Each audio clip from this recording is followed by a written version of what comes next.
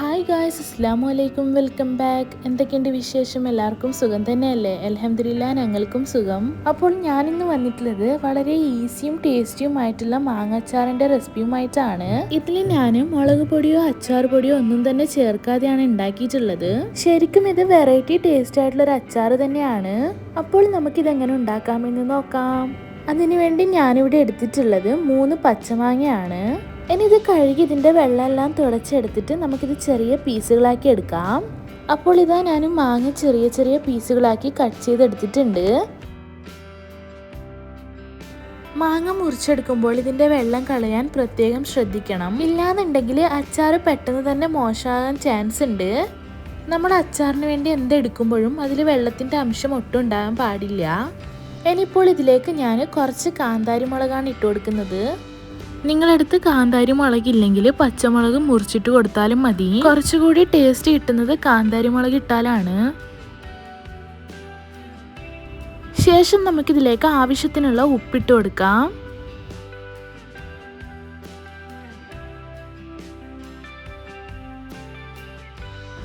ഇനി ഇതിലേക്ക് വിനീഗറാണ് ഒഴിച്ചു കൊടുക്കുന്നത്. ഞാനിതിലേക്ക് 1/2 കപ്പ് വിനീഗറാണ് ഒഴിച്ചു കൊടുത്തിട്ടുള്ളത്. ഇതിൽ മാങ്ങ മുങ്ങുന്ന വിധത്തിൽ ഒഴിച്ചു കൊടുക്കേണ്ടതില്ല. 1/2 കപ്പ് ഒഴിച്ചു കൊടുത്താൽ മതി കേട്ടോ. നിങ്ങൾ എത്രയാണോ മാങ്ങ എടുക്കുന്നത് അതിനനുസരിച്ച് വിനീഗർ ഒഴിച്ചു കൊടുത്താൽ മതി. ഇനി ഈ മാങ്ങയിൽ ഉപ്പും വിനീഗറും എല്ലാം പിടിക്കുന്ന വിധത്തിൽ തന്നെ നന്നായി മിക്സാക്കി എടുക്കാം.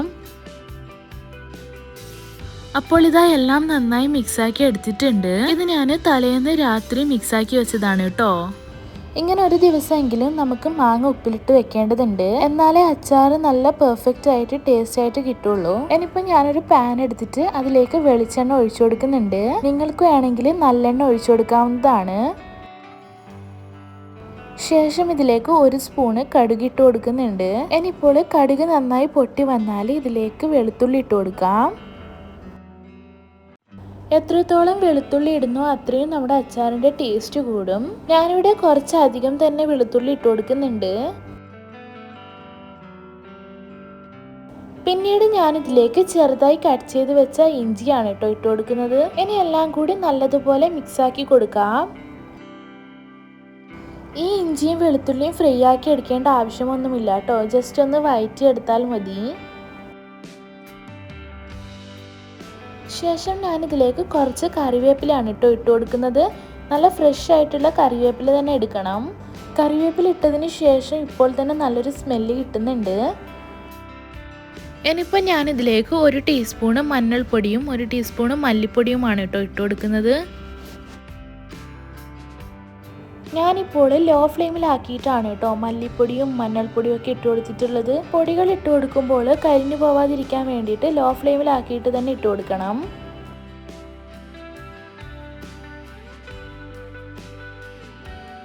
ഇനിയിപ്പോൾ ഇതിലേക്ക് കായപ്പൊടിയാണ് ഇട്ട് കൊടുക്കുന്നത്. കായപ്പൊടിയും 1 ടീസ്പൂണാണ് കേട്ടോ ഇട്ട് കൊടുക്കുന്നത്.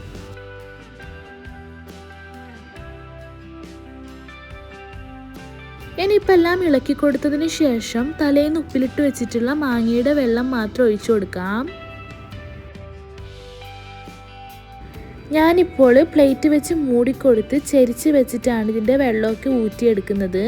ഇങ്ങനെ എടുക്കുമ്പോൾ നമുക്ക് അതിലുള്ള വെള്ളം വളരെ ഈസി ആയിട്ട് തന്നെ എടുക്കാൻ പറ്റും.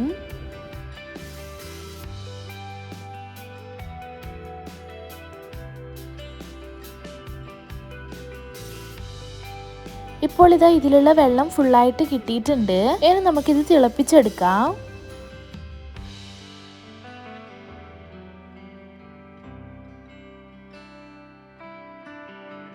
ഇപ്പോൾ ഇതാ വെള്ളം നന്നായി തിളച്ച് വന്നിട്ടുണ്ട്. ഇനി ഇതിലേക്ക് ഒരു 3 സ്പൂണ് പഞ്ചസാര ഇട്ട് കൊടുക്കാം. നിങ്ങൾ നിങ്ങളുടെ മധുരത്തിനനുസരിച്ച് ചേർത്ത് കൊടുത്താൽ മതി കേട്ടോ. എനിക്കിപ്പോൾ ഇവിടെ 3 സ്പൂണ് പഞ്ചസാര കറക്റ്റാണ്. നിങ്ങൾക്ക് നിങ്ങളുടെ ടേസ്റ്റിനനുസരിച്ച് മധുരം കൂട്ടുകയോ കുറയ്ക്കുകയോ ചെയ്യാം.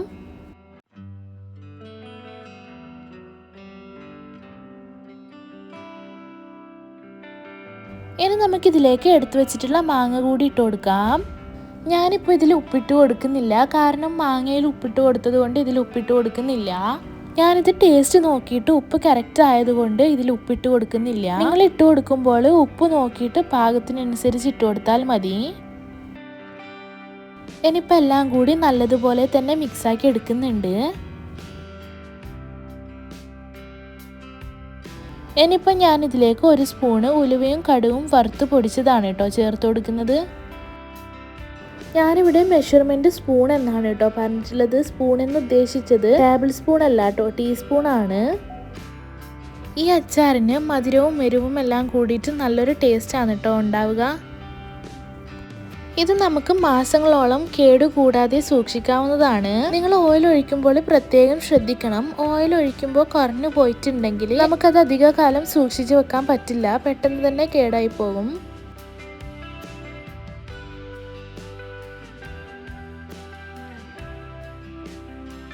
അപ്പോൾ ഇതാ ഗ്രീൻ മാംഗോ പിക്കിൾ ഇവിടെ റെഡി ആയിട്ടുണ്ട്. പക്ഷെ ഇത് കുറച്ച് ഡേയ്സ് കഴിഞ്ഞ് കഴിക്കുമ്പോഴാണ് കേട്ടോ കൂടുതൽ ടേസ്റ്റ് ഉണ്ടാവുക. ഇവിടെ ആണെങ്കിൽ എല്ലാവരും ഉണ്ടാക്കി ഉടനെ തന്നെ എടുത്ത് കഴിക്കാറാണ് പതിവ്. അത്രക്കും ടേസ്റ്റ് ആണ് കേട്ടോ ഈ അച്ചാറിന്. ഇങ്ങനെ മുളകിടാതെ അച്ചാറാക്കുമ്പോൾ കാണാൻ നല്ല ഭംഗിയും കഴിക്കാൻ നല്ല ടേസ്റ്റും ആണ് കേട്ടോ. അപ്പോൾ നിങ്ങൾ എല്ലാവരും ഇതുപോലെ ഒന്ന് ഉണ്ടാക്കി നോക്കിയിട്ട് നിങ്ങളുടെ ഫീഡ്ബാക്ക് അറിയിക്കാൻ മറക്കരുത്. അപ്പോൾ വീഡിയോ ഇഷ്ടപ്പെട്ടാൽ like, share and comment. Video ഇതിൽ സബ്സ്ക്രൈബ് ചെയ്യാതെയാണ് കാണുന്നതെങ്കിൽ പ്ലീസ് ഒന്ന് സബ്സ്ക്രൈബ് ചെയ്യണേ. ഇനി പുതിയൊരു വീഡിയോയുമായി വരുന്നവരേക്കും എല്ലാവർക്കും ബൈ. താങ്ക്